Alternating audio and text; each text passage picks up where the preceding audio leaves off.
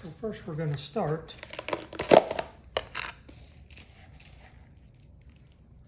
with just a small handful of the parm. Get them about the same size. Not to be perfect at this point. Just make sure it looks like the even amount of cheese. There we go.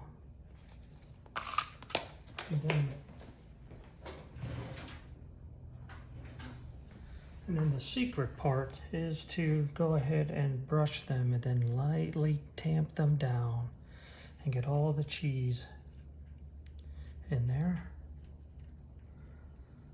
So if you try and do it by hand, they don't move. When you use a little silicone brush, and then just kind of get them all in there. Sorry if my hand's in the way as I do it, but you'll see the brush do the work. And then kind of get all the little edges tightened there. Now don't push down too tight where it's too dense. You want them to separate and have some air pockets. That's what makes it fun. Okay, it isn't really even, but it's very close. And then what I do is I put a little pinch of this cheddar Colby or whatever you have, whatever you like.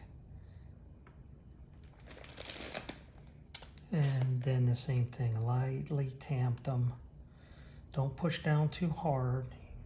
You want it to be light and loose, but not big air pockets that's visible. And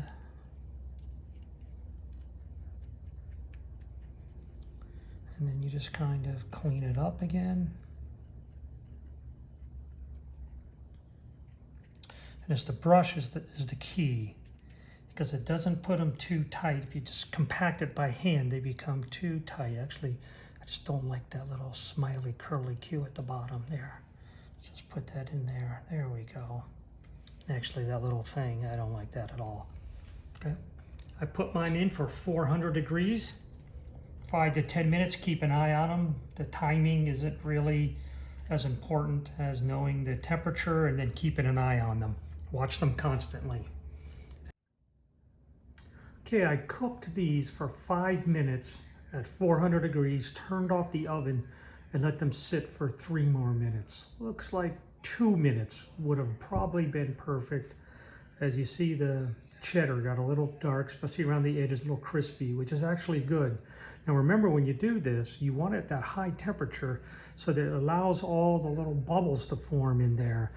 Actually, you don't just melt the cheese, you actually get it to where it just starts boiling just a little bit and bubbling. I guess it's not boiling. And that's what helps make the little light